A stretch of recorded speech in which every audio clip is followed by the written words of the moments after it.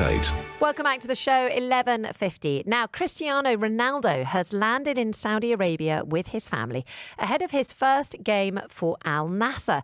He'll reportedly be paid over $200 million per year by the Riyadh-based football club. That is nearly 900 million dirhams. And it is thought to be the highest salary ever paid to a professional footballer. His contract's set to run for 2.5 years until June 2025. But his pedigree is non-negotiable. The man has scored 819 goals in 1,145 appearances for both club and country. Just a little bit like this. Takes a deflection. It's into the path of Cristiano Ronaldo. Ronaldo turns into trouble. Brilliant footwork. Amazing goal for Cristiano Ronaldo. Vintage Ronaldo. Vintage Ronaldo indeed. But what impact will he have on football in the kingdom, in Saudi Arabia, and of course the wider region? Well, to discuss that and more, I'm joined now by football pundit, journalist and commentator Pedro Carrera, who is based here in the UAE. He's joined me in the studio. Hi Pedro, morning. Hi Georgia, good morning. How are you? Very well indeed, and Happy New Year to you. Exciting times for Al Nassr FC. They have spent a lot of money though on Ronaldo. What will they be expecting from him for their big price tag? Well, Georgia, one point here, it's exactly what you said. They spent or they invested. That's a big question. You know, once Al Nassr signed Ronaldo and the Saudi League, of course, they signed more than just an amazing football player with an amazing legacy. They also signed a marketing machine, the most followed person on Instagram with more than 500 million followers. So they signed a lot more than just an amazing football player, even though he's already 37, coming in 38 in February. So I think they invested. And if they really invested, then they will have the return of investment for sure, not only money-wise, but also in terms of the image of the club, of the league, and of the country also of Saudi Arabia. Okay, can you tell me a little bit more about Al Nassr FC, the club, who he'll be playing with? Who is he, if he turns left and right, who's going to be on either side of him on the football pitch? Are they other famous footballers? Yeah, not as famous as Cristiano Ronaldo. That's only Messi will compete with him on that right now. But yeah, they have other very interesting players, namely even Saudi internationals. And let's not forget that Saudi Arabia just beat in the World Cup champions Argentina. Let's not forget about that. Yeah, he has players like Anderson Talisca. They are relatively well known in Europe. They had previous experiences. Al Nassr is one of the giants in Saudi, and Saudi is one of the giants in the Asian level, Middle East, of course, and also at the Asian level. So with Cristiano signing for Al Nassr, Al Nassr will become even a bigger competitor, a stronger competitor in the terms of the Saudi League, of course. But I'll also add on top of that the Asian Champions League. It's also a possibility. And if that happens, it will add to the legacy of Ronaldo, winning a league in a different continent and eventually even winning a Champions League in a different continent. Okay, so you can understand why he'd want to add that to his quiver of successes, which is, quite fat and full. But I want to know whether the addition of Ronaldo basically will make it a clean sweep for the Al Nassr. Like, are they just going to win everything with him there? Is his caliber just so much stronger than anyone else in any of the other teams that he'll just wipe the floor with them? I think off the pitch, yeah, they can win everything, especially in terms, as I said before, marketing, business, yeah. On the pitch, when we are talking about football, there's no guarantees, Georgia. Okay. We don't know what's going to happen because we are dealing with human beings, and the dynamics are not mathematics. They are not that logic, 2 + 2 is 4. So I would say, of course, they increase their level hugely.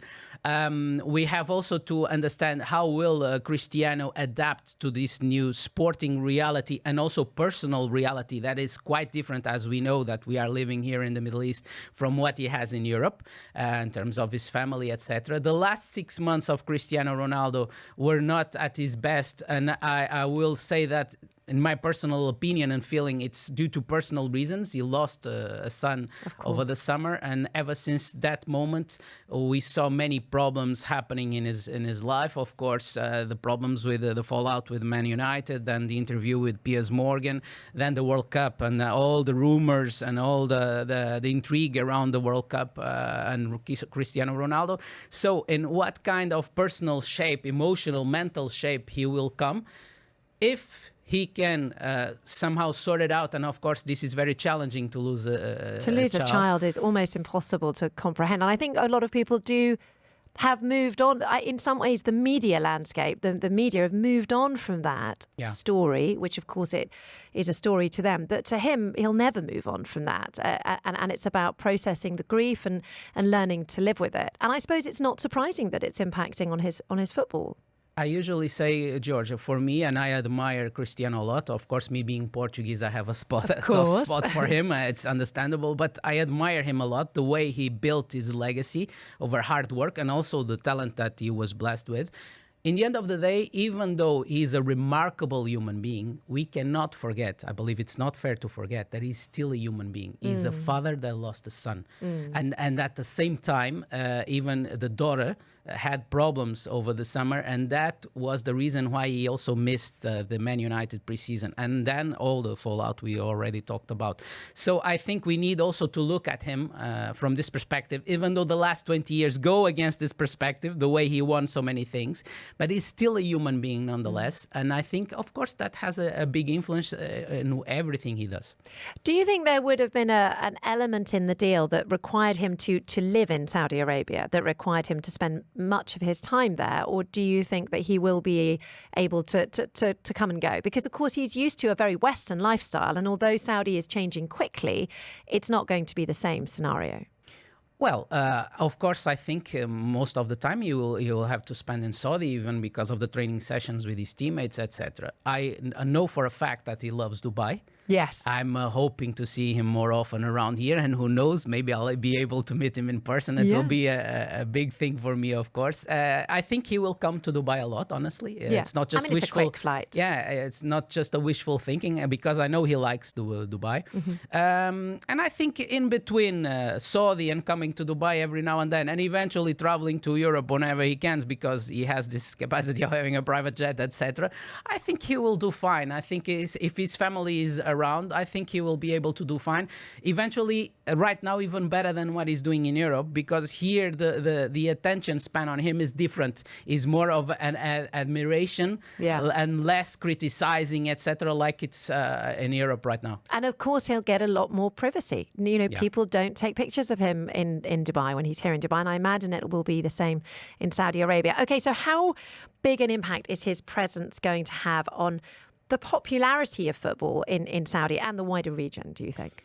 It's a game changer. I believe it will be a game changer. Listen, as far as I know, for example, and talking about my beloved UAE Pro League, football is the #1 sport here in the UAE, according to researchers. Okay, and I believe in Saudi might be the same. I don't have the same amount of information, but as I follow some of the Saudi League matches, I can see that there's also lots of passion for football there.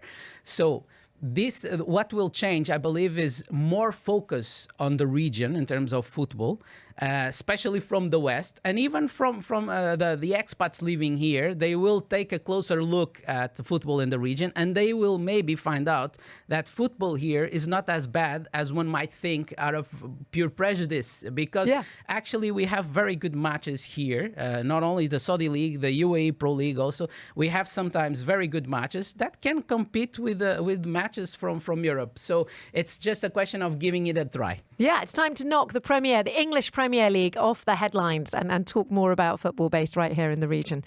Fantastic to catch up with you, Pedro. Thank you so much for your time. That was really fascinating stuff. And of course, I think we'll be talking about Ronaldo quite a lot in the future. Now he's basically ours. Yes. He's ours now. He's in the Middle East. Thank you for having me, George. It was a pleasure. Thank you. Thank you very much indeed. Pedro Carrera there, football pundit, journalist and commentator, giving us the lowdown on Cristiano Ronaldo as he arrives in Saudi Arabia, ready to play for Al Nassr, possibly as soon as this week. Right, your news is next, coming up with Nadia Swan. If you haven't listened to a Dubai Eye 103.8 podcast, here's what you're missing. Hi there.